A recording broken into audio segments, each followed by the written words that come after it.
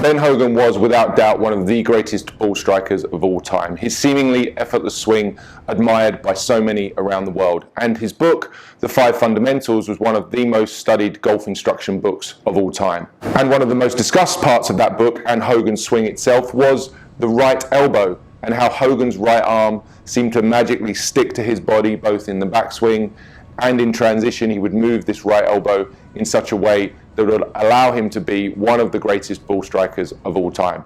In today's video, I'm going to share with you some drills you can do to train this trail arm and to become the best ball striker you could ever be. The way this trail arm works throughout the swing is such an important part of the golf swing that the most expert players train this daily to make sure they're staying on track. The way the right arm works is a very specific folding and rolling motion that needs to be practiced in order to be understood. For the vast majority of you, it's the lifting of these arms off your body that leads to massive problems with overswinging, arms pulling apart, flexed elbows, and the club coming down too steep and swinging across the ball. That's the starting of the famous over-the-top move that so many of you suffer with. So if you think you're having issues with your arms and you want to learn the Hogan magic move, you're going to need to try this drill. Hogan's right arm was pinned to his body throughout the swing, and in order to train that, we're going to need to make sure that yours is too. I've got a regular dress belt here that I've taken from my wardrobe. I'm just going to fasten it at the front, and I'm going to place my right arm inside the belt. The tension with which you create here, the tightness of this belt, will vary from player to player based on your own individual size and your mobility or lack of mobility in some cases. What you want is to feel like the arm is being just held against your side with some degree of pressure. So if I had something between my upper arm and my chest, I would be able to hold it there quite comfortably. I wouldn't be able to drop it. So the level of tension is something that you will have to play with as you experiment with this drill. And as I bend forwards, I'm able to note how the belt here is keeping my trail arm just a little bit flexed. And that's a great place to start. Most of you have the right arm set up dead straight, like so. This causes lots of issues with regards to path and steepness of the shaft. So as you place the arm inside the belt and you bend forward towards the ball, this trail arm should have a little bit of flex in it.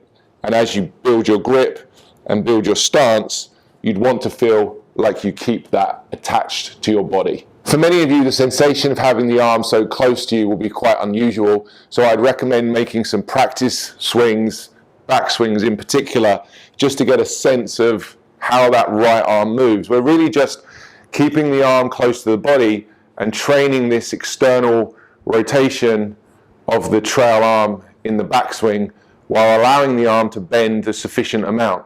And that's really the mechanics of the right arm. There's some flexing, there's some external rotation, and there's a little bit of the arm just orbiting around the torso throughout the backswing. That's where we're going to get to at the top of the swing. And undoubtedly for many of you, and even for myself doing this exercise, this feels quite short, but that's okay. We're trying to train an exaggeration. We're trying to create a feeling that you're not used to. And undoubtedly, once you start to swing again without the belt holding your arm by your side, you will experience a little bit more travel of the arms and a little bit more lifting. That's okay. It's just important that we're controlling and exaggerating this feel in the backswing. So at the top here, there's quite a lot of tension there between my upper arm and my body. I can feel I'm really having to work quite hard to move the club around me, but I'm clearly unable to lift my arms. And that's the purpose of this drill. And from this connected backswing, I now have a great opportunity to start swinging back down towards the ball, keeping the club very much in the slot. I'm going to deliver this club on an extremely efficient and neutral path, allowing me to make consistent contact and hit the ball a consistent distance. So before we hit any shots, we're going to make sure we can swing back, swing through, make contact with the ground. And you'll also notice that the follow through will feel quite restricted. But as you get more familiar with this, you'll find you're able to synchronize the arm and the body motion really, really nicely. The other great thing about this exercise is because it keeps the right arm more flexed through impact, you're forced to have to tilt and move your body in a way that allows you to reach the ground, and that will typically be a much more efficient way to move. So many of you who are straightening this trail arm prematurely in the downswing and standing up, creating lots of these early extension issues. So this one exercise really can help to fix a number of problems. Once you've played around and made some practice swings, you can go ahead and hit some shots. I've just got a pitching wedge here. I would really encourage you to start out small with this exercise. Not really ideal to try this with the driver for the very first time, although of course it certainly can work with the driver. But once you're familiar with the feeling, you've had a few practice swings, you've got the feedback of hitting the ground, let's go ahead and hit one and see what we get. Nice contact. Felt really short, but really compact and really connected. And I still managed to hit that 125 yards, which is a pitching wedge, as I said to you. So it's good distance still. One of the misconceptions is that you have to start lifting your arms around and swiping those arms around and across your body in order to make good contact and hit the ball far. It's really not true. There's plenty of power even demonstrated in a shorter looking swing, and you've only got to look at the more modern examples of swings like John Rahm and Tony Finau to understand that length of swing in terms of how far your arms travel is not an indication of how far you can hit the ball. Let's hit one more. I really love that feeling in my transition of how it helps me to keep the elbow close and lower this shaft down in the downswing, keeping this right elbow, just as Hogan had it, pinned to the side and very much in front of the body. One of the mistakes so many of you will make with the elbow is having it move around and behind you, so that as you start to swing down, it's really difficult to recover that position.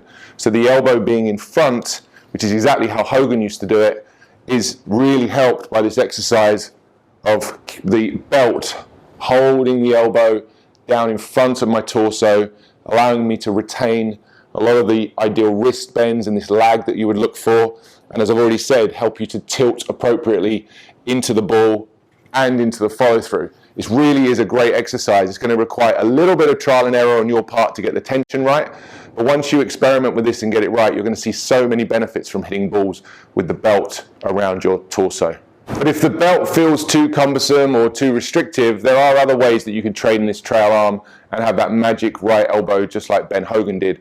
This is the structure ball from Watson Golf. It's one of the training aids I've featured on the channel before, and it's a training aid I use in my teaching every single week.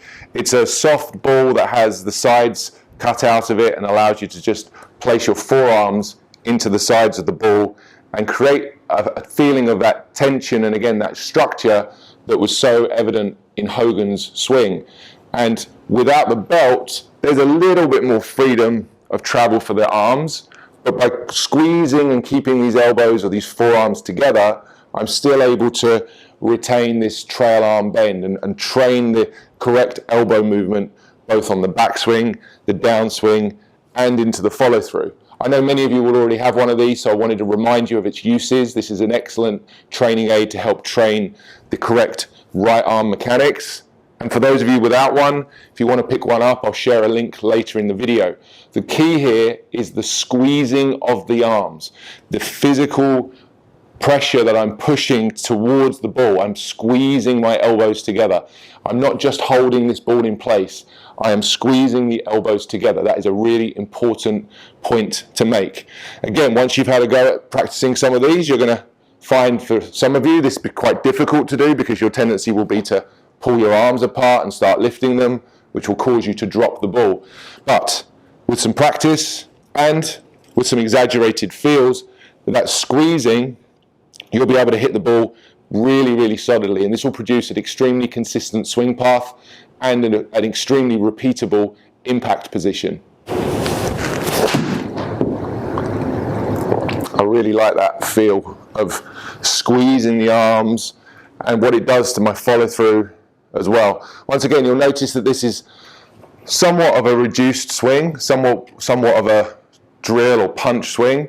That ball still managed to go 120 yards, which isn't far off my full distance for my pitching wedge, But the purpose of this exercise isn't really to teach you to hit the ball further, it's to teach you to hit the ball more consistently. The ball striking variability that you're experiencing is part of the reason you're so frustrated and a huge part of the reason why your scores aren't coming down. So learning to hit the ball more consistently is far more important than learning to hit the ball 5 or 10 yards further.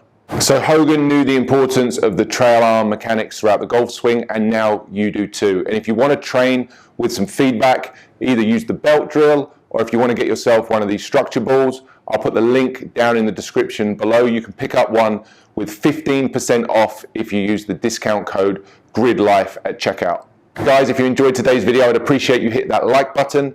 And if you're new to the channel, please consider hitting that subscribe button as well. There's plenty of other videos on the channel that talk about the importance of the trail arm, and I've linked some of those down in the description below.